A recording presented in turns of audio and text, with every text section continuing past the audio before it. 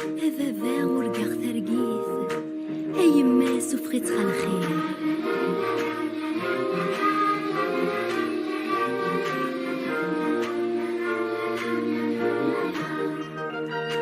في الحفلة يضرن يتمرثيو ثم الطوث أرقز يتغيظ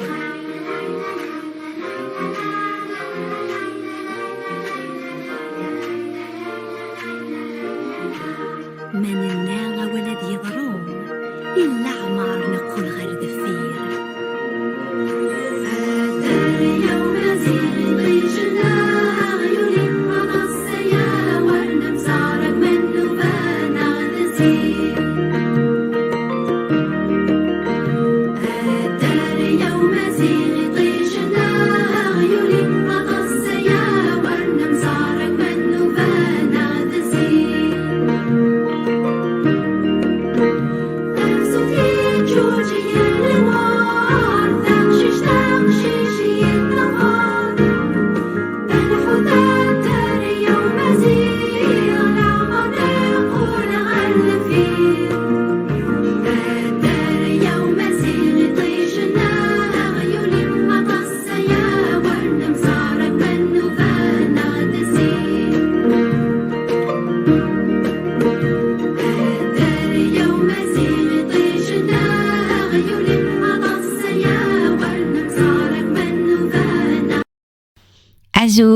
Azul Flowant, Azul Flowant.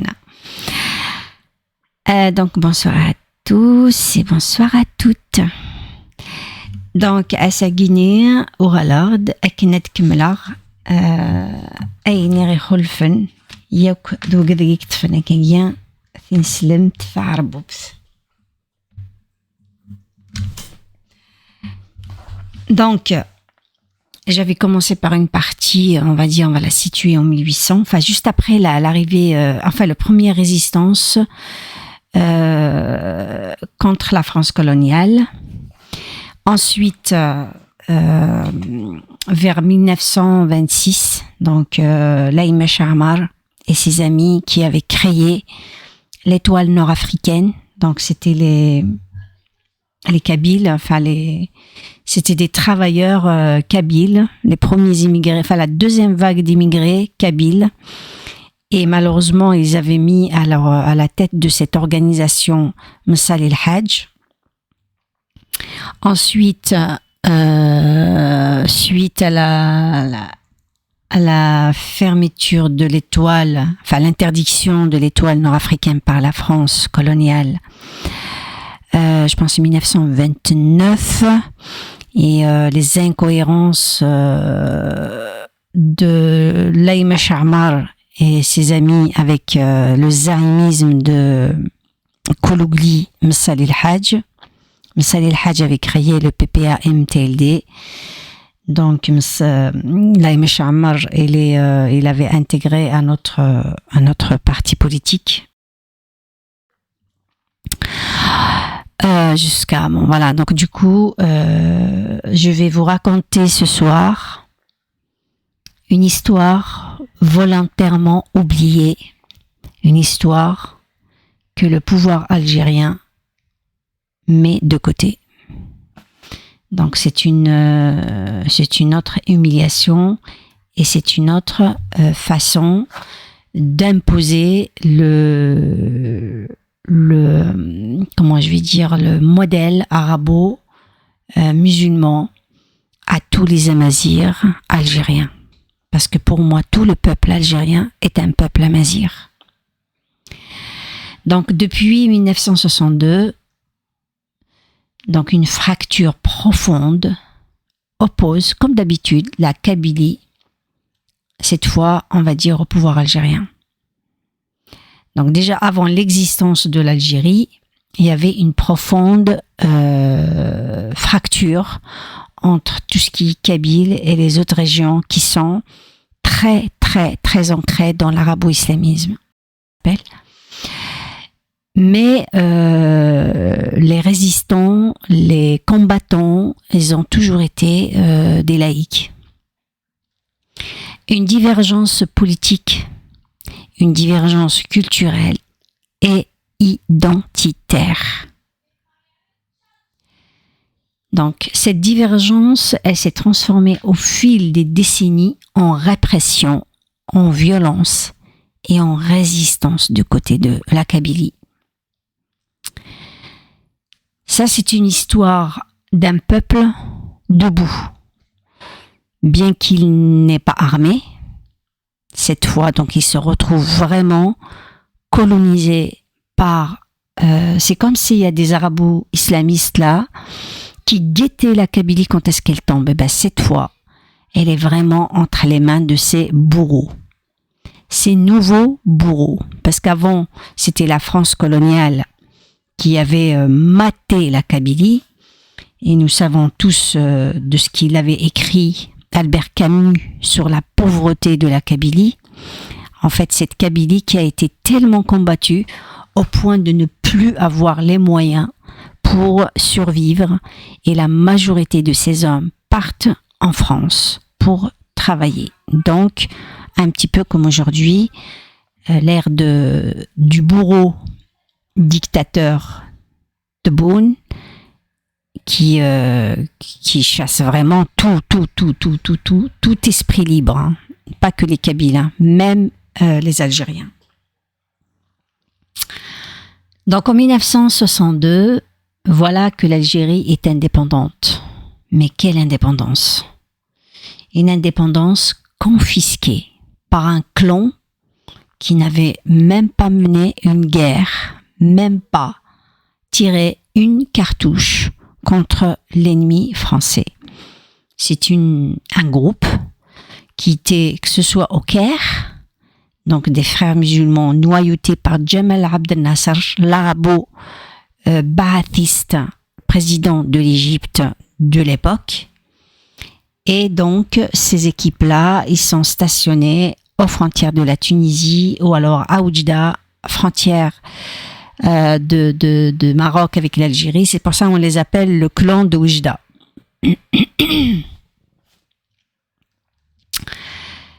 Nous savons tous que le congrès de la Soumam, qui avait été planifié, surtout la stratégie a été mise en place par Aban Ramdan, protégé par le colonel Amiro Chissel Houès, et surtout présidé par l'Arabi ibn Mehdi. C'est de grandes pointures, c'est des hommes historiques qui ont vraiment mené la guerre sur le terrain, mais trahis par le clan de Oujda. Alors, au lieu, donc je reviens à la plateforme de l'Aqsar, pas de l'Aqsar, la plateforme de la Soumam, qui stipulait la séparation du pouvoir civil du pouvoir militaire, la force du pouvoir interne sur l'externe, etc. C'était aussi l'Algérie ne devrait pas être un État religieux ou musulman exclusivement, que tous les Français nés en Algérie devraient rester là-bas, les Juifs, etc. J'ai fait plusieurs vidéos sur ce congrès de la Soumam qui a été rejeté avec violence par les tenants du modèle arabo-islamiste, à savoir le clan de Bejdar, Ben Bella et compagnie, et surtout l'Égypte. Donc au lieu de la démocratie promise, c'est l'armée aux frontières donc, qui prend le pouvoir.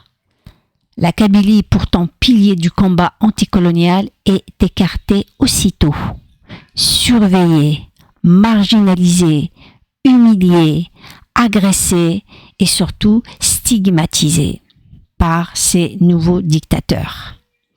Dès les premières heures du pays, le conflit est posé. La Kabylie voulait le pluralisme et le pouvoir des mafieux. Pour eux, c'est autoritarisme centralisé basé sur l'arabo-islamisme. Et on le voit, on le retrouve au niveau de la constitution algérienne actuelle qui stipule que l'islam et religion de l'État, l'Algérie est une terre arabe. Palestine est une cause essentielle. Le Sahara occidental arabe, il faut le défendre, etc., etc. Ben Bella avait scandé « Nous sommes arabes et nous sommes arabes. » Ça veut dire que entre Amir Abdelkader, qui voulait créer un makhzen arabo-islamiste et se faire passer pour un émir, il n'avait pas réussi, il a fini sa vie en Syrie. Ensuite, un autre despote vient derrière, Messal el-Hajj, qui avait déposé le mémorandum pour dire que l'Algérie, le peuple algérien, est arabo-musulman. Ensuite, la France, qui avait financé, protégé, soutenu et aidé les ulama musulmans de Ben Badis et compagnie, qui avait activé. Et tout ça, on peut le trouver dans Shihab et Al-Basra, je pense qu'ils s'appellent leurs journaux, et vous allez voir les conneries qu'ils avaient écrites. Donc, c'était des vrais, les ulama musulmans étaient des vrais harkis, des vrais traîtres. Ils traitaient les Kabyles qui étaient dans les maquis de terroristes, exactement comme le pouvoir actuel, enfin c'est le même pouvoir, qui traite le MAC de terroristes, donc les Kabyles de terroristes. Et donc Ben Bella, il a fait juste la suite pour acter qu'ils sont arabes, alors qu'il est amazigh de la région de Marrakech, du Maroc. Boumedienne, je ne vais pas rentrer trop dans les petits détails, parce que sinon je ne vais pas finir. Boumedienne, après son coup d'État, lui, il nous a complètement inondés par les frères musulmans qui étaient emprisonnés par Jamal Abdel Nasser. Ils avaient 2 salaires en devise.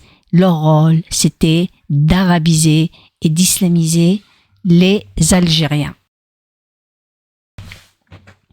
Voilà, donc leur projet de remplacement a commencé. En 1963, à l'origine, c'était Karim Belkacem qui voulait créer, donc qui avait l'initiative de créer le FFS.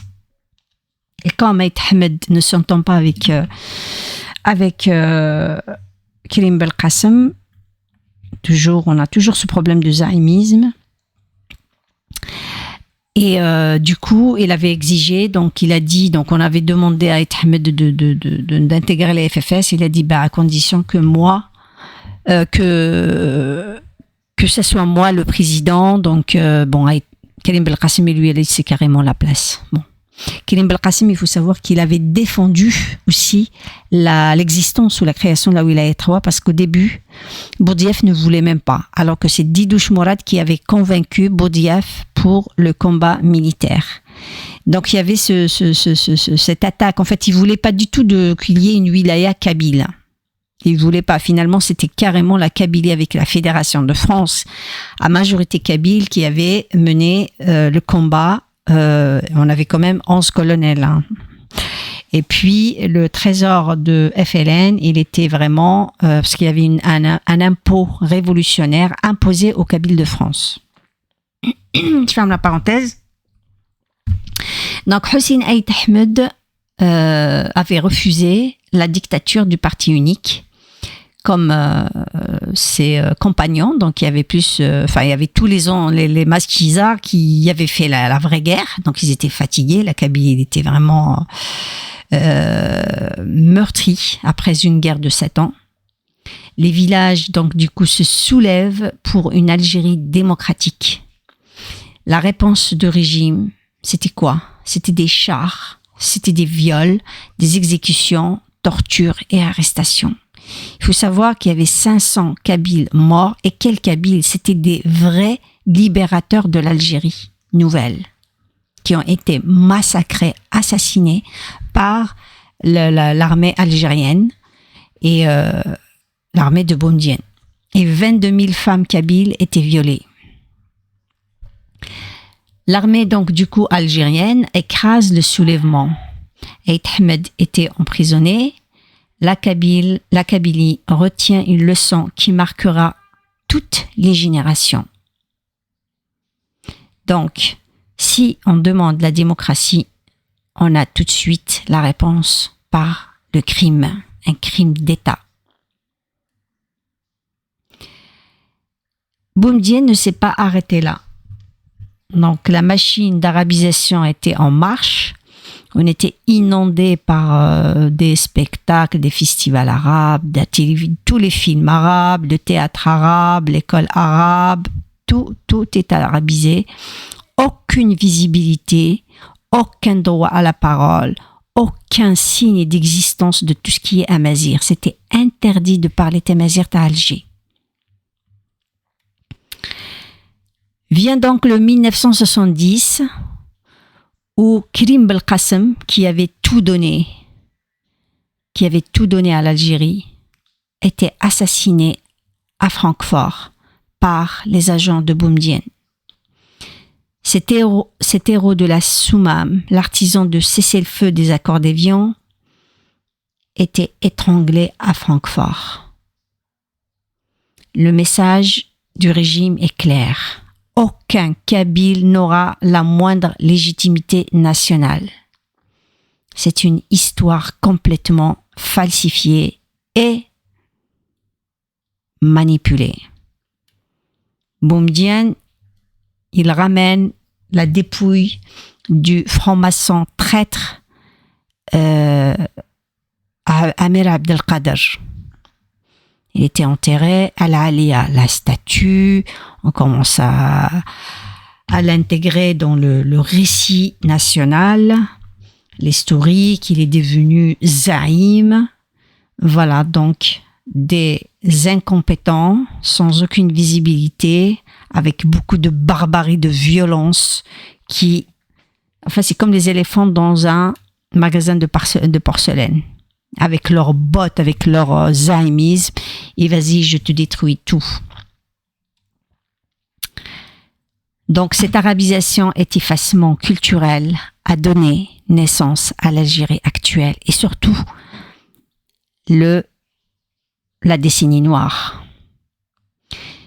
Sous le psychopathe Bouharouba, il s'appelait pas Boumedienne, c'est un Bouharouba. L'État lance une politique d'arabisation forcée. Tamazight était interdite. Les livres kabyles sont saisis, sont carrément interdits. En 1968, il avait carrément emprisonné Taoussa Amrouche, qui était venu pour participer à un festival de chant méditerranéen. À quel point? Tous les détails.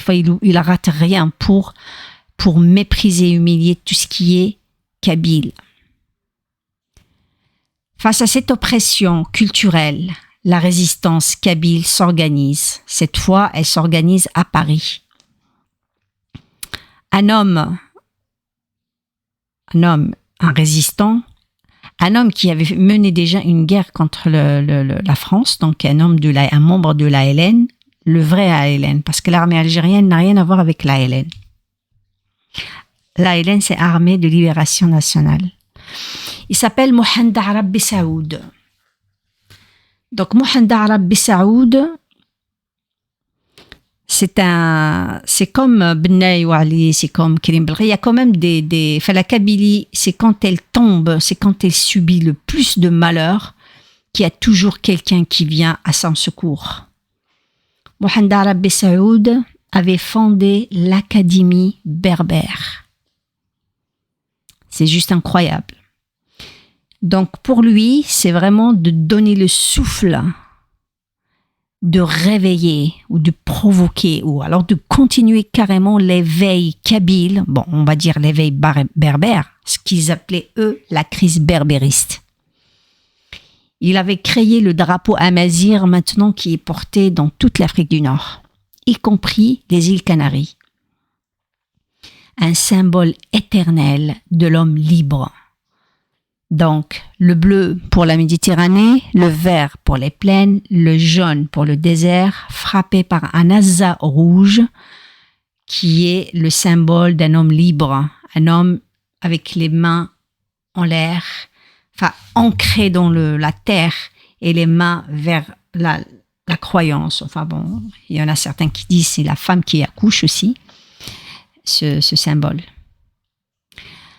Il a commencé à activer, bien qu'il était menacé par l'État français, enfin comment j'ai appelé tout à l'heure là, les berbéristes quand il y avait la image qui était contre les communistes. Donc il était menacé par les communistes français, par le royaume marocain et par le pouvoir algérien de Boumedienne. Ça veut dire personne ne veut le réveil de ce monstre amazigh.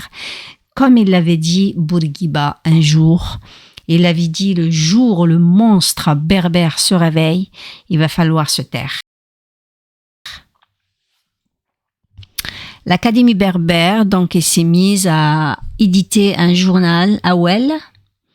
Il y avait des Chaouis, il y avait des Marocains amazighs, il y avait Taous Amrouche.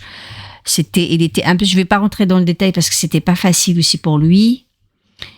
Et puis il y avait son ami. D'ailleurs, il y a pas mal d'Algériens, d'arabophones qui attaquent un peu dès qu'on parle de l'Académie berbère, qui nous attaquent par Jack Benet. Et ben moi, Jack Benet, je lui rends l'hommage, cet ami de la Kabylie, cet ami qui avait alerté Mohamed Arab Bessaoud des attentats qu'il allait subir parce qu'il était ciblé. C'est pour ça qu'il s'est enfui en Espagne. Ensuite, il est parti en Angleterre. Il s'est marié là-bas. Et puis, bon, il est revenu beaucoup plus tard en Kabylie. Mais ce génie du réveil kabyle avait allumé la bougie, avait soufflé l'air pour éveiller l'esprit résistant, révolutionnaire kabyle, qui a donné la naissance, donc du coup, à ce grand mouvement et qui est toujours en cours.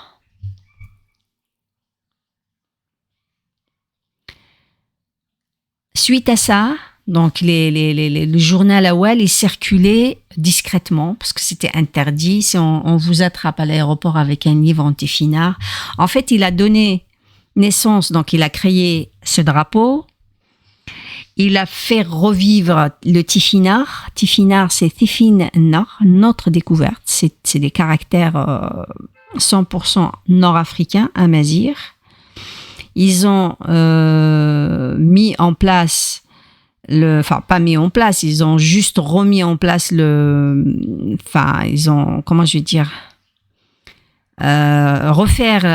redonner vie au calendrier amazigh, Yennayer, Foral, Magros, avec toutes les fêtes anciennes. Ils ont en fait déterré tout ce qui était interdit déjà par la France, tout ce qui a été mis de côté, à l'écart. Ce qu'on voulait effacer, cette histoire énorme, cette civilisation qu'on veut remplacer par l'arabo-islamisme venu d'ailleurs. Les Kabyles commencent à se réveiller, donc il y a une nouvelle génération qui s'est réveillée. Parmi eux, Mouloud Mameri. Donc, Mouloud Mameri, un anthropologue, un écrivain, un chercheur, bien que Boumedienne, il a aussi interdit l'anthropologie. Donc, c'est vraiment, c'est des éléphants dans un magasin de porcelaine. C'est des idiots qui avaient tenu le pouvoir en Algérie, libérés par des grands hommes. Donc, un certain 20 avril 1980, il y a eu Mouloud Mameri qui était invité par les étudiants de Tizi Ouzou pour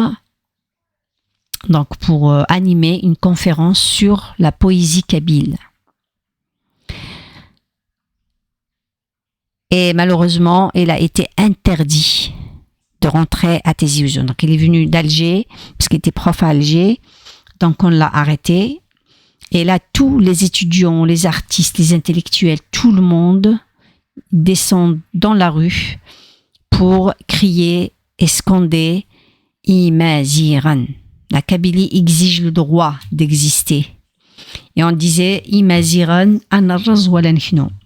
Bon, il y a beaucoup de slogans et tout le monde marche, sort. C'est devenu vraiment un éveil, un ras-le-bol. L'armée algérienne de l'époque descend, rentre dans les universités de Ouaddaïsi, viole et tue et torture. Ils avaient fermé l'université. La répression forge une génération de militants qui ne se tairont jamais, plus jamais. Parmi eux, on a Saïd Sadi, on a Ma'toub Lounas, on a Farhat Mehenni, même les chanteurs, par exemple Idir, il a jamais chanté une chanson d'amour, il a toujours chanté la révolution, la résistance chez les Froddam, Znati, il y en a beaucoup, il y a toute une génération en fait.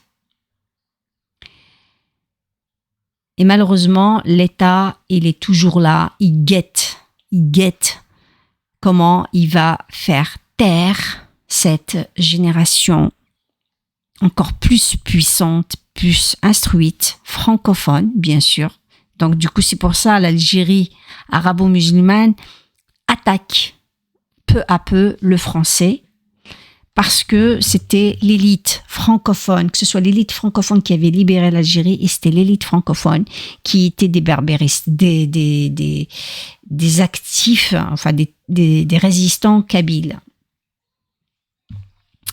Donc la Kabylie, avec la culture, cette fois sans armes, mais avec la culture, avec le chien, aussi Mohamed Haroun, avec ses amis. Il y avait beaucoup. Et donc, on avait vécu donc un chapitre de résistance culturelle par le chant. Donc il y a Farhat Imazigani Moula actuellement, qui est Farhat le président, Ma'toub Lounas qui a été assassiné, qui représentait vraiment une voix libre. C'était un symbole vivant de la résistance kabyle. Et il avait survécu à un attentat en 1988. Il dénonce dans ses chansons les islamistes, l'injustice, le pouvoir. Et il n'arrêtait pas d'alerter, de dire que... En fait, toutes ces chansons, et pourtant, c'est pas quelqu'un qui a fait des études, mais ces chansons, c'est vraiment... Et pourtant, il était jeune, mais on est en train de vivre, en fait, tout ce qu'il avait chanté. Malheureusement, en 1998, il a été assassiné. Pour le peuple kabyle, ce meurtre est un traumatisme national. Et pour beaucoup, c'est un crime politique. Surtout que il y a pas de condamné à mort, comme les jeunes de l'Arwad Nethirethen. Personne n'est emprisonné. C'est une boîte noire. On ne sait pas comment il a été assassiné. Bon, ils ont créé un scénario, mais c'est faux. On ne croit jamais ce pouvoir algérien. En 2001, le printemps noir, donc le 18 avril 2001, comme par hasard, les gendarmes, ils ont pris un jeune de 18 ans, un beau garçon. On ne sait pas s'ils l'ont torturé, on ne sait pas s'ils l'ont violé, on ne sait pas ce qui s'est passé parce que les gendarmes en Kabylie, ce sont des colons. Les militaires, ils font des choses mais vraiment horribles. Le Hogra, tam Hokrani. Ce jeune, Massini Sagarmah, de 18 ans, était tué par balle dans une brigade de gendarmerie. Donc, un gendarme raciste avait vidé un kalachnikov sur lui. L'État, il ment, il falsifie son âge. Zarhouni le traitait de voyou, mais la Kabylie explose. Les gendarmeries, alors, se transforment en centre de snipers. Ils tirent sur tout ce qui bouge. 5000 blessés. 128 jeunes sont tués. Le plus jeune avait 13 ans. Par balles explosives et souvent visés, parce que c'était des snipers, quoi. Ils étaient visés, donc la plupart, ils reçoivent les balles dans le crâne, derrière le dos. dès que quelqu'un les viole, parce qu'en fait, ils kidnappaient aussi les enfants qui violaient, c'était catastrophique. Ils rentraient dans des magasins, dans des boulangeries, ils cassaient tout. C'était incroyable. Incroyable, c'est très choquant. Et pendant cette période-là, il y avait la plateforme d'Al-Qsar. Donc, il y avait le rassemblement de tout l'Arouch, on dit Tajmath ou alors Aïhiraou, qui se sont tous organisés parce que la Kabylie était agressée. C'est une guerre qui était menée contre les jeunes enfants.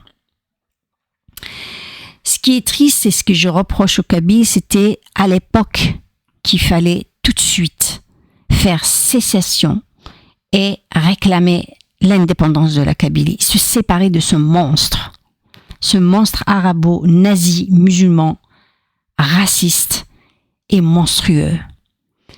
Mais eux, les Kabyles, à l'époque, ils n'avaient pas cet esprit d'indépendance. Ils avaient beaucoup plus fait une plateforme pour la citoyenneté, pour tous les Algériens.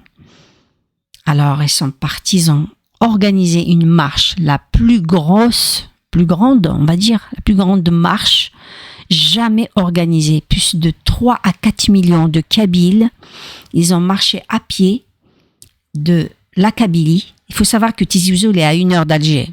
Ils ont marché à pied de Tizi jusqu'à Alger.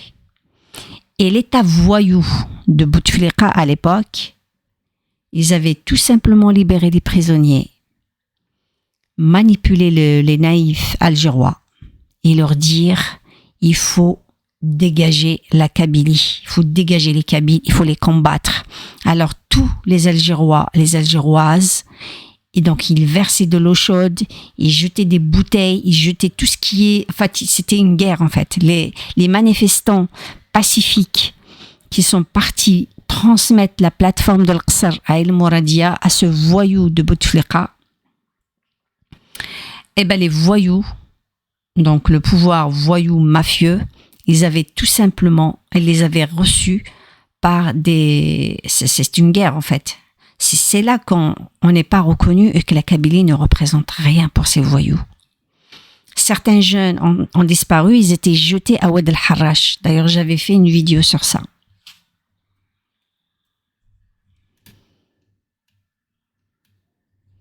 Quelque part, donc, d'un côté, donc Tajmath, l'Arouch, ils ont pris une plateforme, ils sont partis donc la transmettre à la présidence, le pouvoir algérien, et l'on a fait autrement.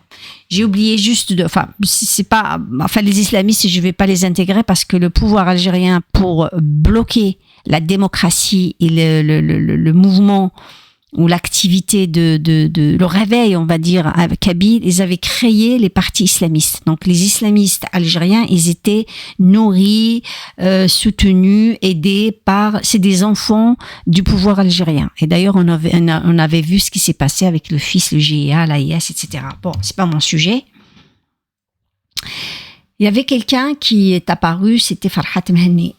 Farhat Mhenni, il est venu avec une idée. Donc, c'est là, en fait, l'objectif de mes vidéos, c'est que c'était là où l'idée de l'indépendance a germé chez l'élite kabyle, donc parmi eux Farhat Mhenni.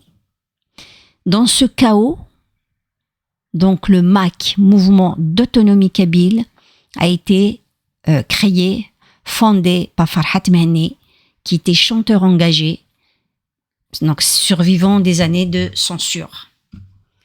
Sachant que c'est grâce à Farhat Mhenni déjà que Tamazirt est rentré dans l'école. Donc Farhat Mhenni qui était membre de MCB.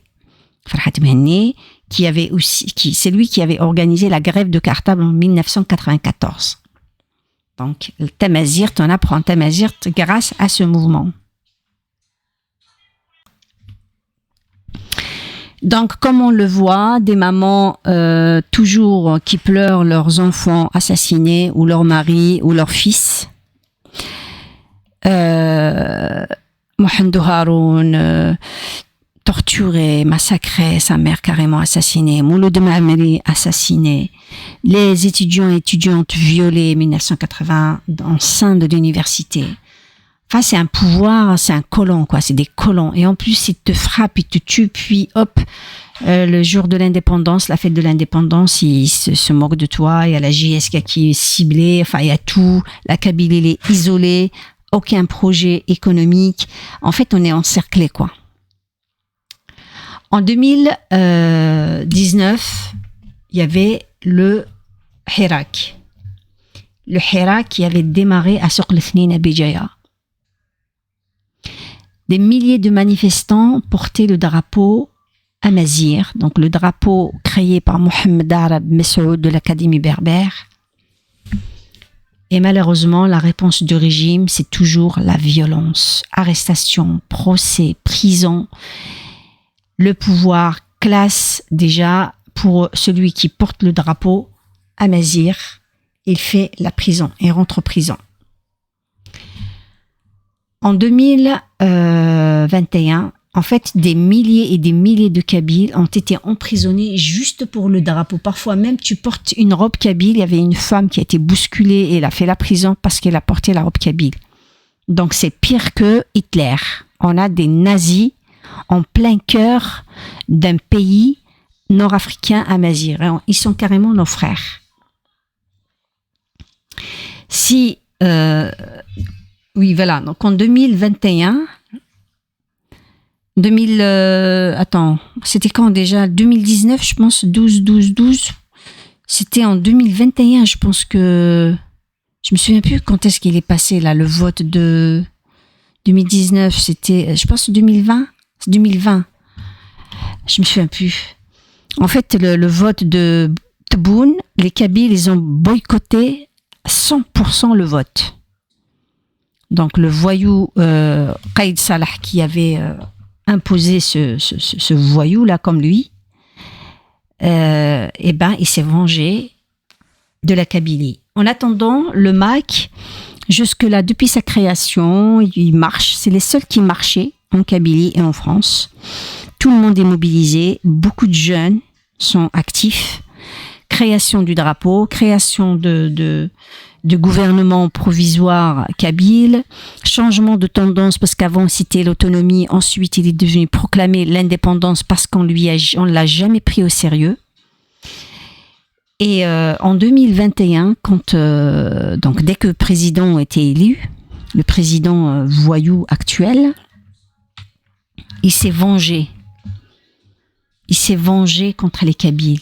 Il avait juré de se venger. Et comment il s'est vengé? C'est avec le phosphore blanc, des attaques, des incendies de toute la Kabylie, des centaines de Kabyles carbonisés et aucune photo on n'a pas les photos en fait. Il y a des photos mais ils circulent pas.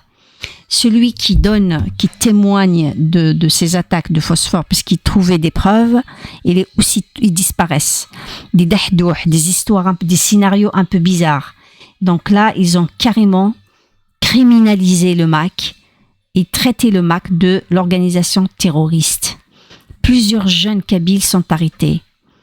Ils ont, pour maquiller et pour un peu détourner l'opinion publique et internationale sur ces incendies, ils avaient planifié, organisé l'assassinat de Jamal Ben Ismail.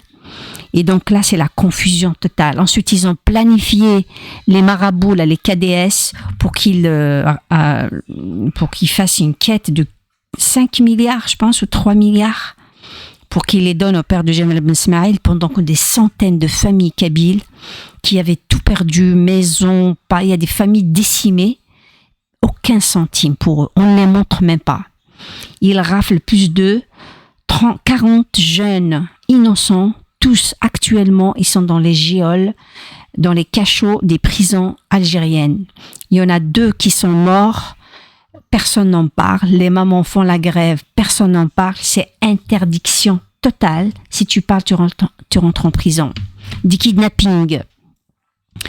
Chebib, tous les politiciens kabyles et résistants, que ce soit les mouvements Achel, parce qu'il y a 3 mouvements indépendantistes, il y a des autonomistes, après il y a l'indépendantiste qui est kabyle, je pense qu'il y en a 2 indépendantistes et 1 ou 2, corrigez-moi, qui sont autonomistes. Chekib Bouazi Chekib, la présidente du Congrès mondial Amazigh, Kamila Naïtsid, kidnappée pendant 2 semaines, personne ne sait où elle était. Finalement, il était en prison. Il les jette en prison. Plus de 16 000 Kabyles emprisonnés. Les influenceurs, les politiciens, les journalistes, les écrivains. Mira Mouknesh, prof à l'université, en prison. Wafia Tijani, qui n'est pas dans le MAC, qui est active juste pour aider les pauvres. On a brûlé son stock. On l'a pourchassé. On a essayé de l'harceler. Toujours convoquée, et là elle est en prison. Donc voilà la situation de la Kabylie, comment elle a commencé. Et une résistance de plus de 60 ans, au-delà. Depuis donc 1962, la Kabylie mène un combat pacifique, culturel et politique. Un combat pour la liberté, un combat pour la justice, un combat pour la reconnaissance. Face à elle, un pouvoir qui n'a jamais accepté la diversité, la pluralité, la démocratie. Souvenons-nous tous de Hirak où ils interdisaient de crier, de porter le drapeau amazigh, même à Paris, de faire des slogans kabyles. C'était vraiment, moi je me souviens. Au début, il y avait des maquistes et puis il y avait un jeune, une fois, maquiste qui parlait même pas kabyle et était très grand avec son drapeau. Et quand on allait démarrer la marche, je me souviens, c'était à République, ils ont dit, cette marche est interdite au MAC. Moi, je criais, j'ai dit, ce mouvement doit être inclusif, pas exclusif. Il y avait tous les Kabyles qui sont venus avec moi. Et ce Kabyle, on l'avait sauvé, il a marché avec nous. Je me souviens qu'il y avait des Chaouis, malheureusement, des Chaouis qui disaient, qui étaient un peu plus pour le drapeau Palestine que le drapeau du MAC. C'est pour la mémoire. Donc, il y avait, après, donc ça a commencé comme ça, des Kabyles qui étaient éborgnés. Donc, par les militaires algériens. Je pense que c'était pendant le Hirak que les incendies de 2021 étaient concoctés, étaient planifiés. C'était pendant le Hirak que les incendies de Béjaïa aussi étaient planifiés. C'est les militaires algériens qui mettent le feu aux forêts algériennes. Et il y en a aux forêts kabyles. Des preuves, il y en a plusieurs. Les incendies. Donc, la Kabylie subit ces incendies depuis 1998. Aucun Canadair n'a été acheté pour, vraiment, si l'Algérie était de bonne foi, ils auraient pu investir dans des Canadair. Non. Leur rôle, leur objectif était de stigmatiser, de salir le MAC, de salir tous les Kabyles, et de diviser pour régner.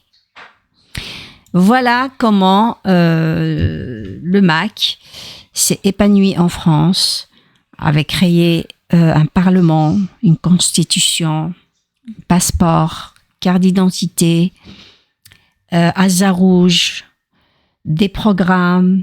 Ils avaient démarré aussi une diplomatie à l'international pour faire écouter la voix kabyle, dénoncer cette spoliation des richesses kabyles, comme Talla Hamza, cette surveillance ou militarisation de la Kabylie, ce blocage des hommes d'affaires kabyles, comme Robrab, l'emprisonnement de toute l'élite kabyle, y compris, comment il s'appelle, Mellal, Chérif Mellal, qui est devenu la bête noire de pouvoir mafieux colonial algérien, parce qu'il est venu, il était en Allemagne, un homme d'affaires, il a tout abandonné pour venir, pour aider la GSK. Voilà. Donc, le 14 décembre, il reste 12 jours pour la déclaration de l'indépendance de la Kabylie et il y aura beaucoup d'États, beaucoup de puissances mondiales qui vont reconnaître la Kabylie comme un État, l'Algérie, malheureusement, elle va payer. Elle va peut-être s'effondrer, mais en tout cas, elle payera ce qu'elle a semé. Bon, si j'ai trop parlé, pour peut-être quelques détails ou pour un autre sujet. Bye.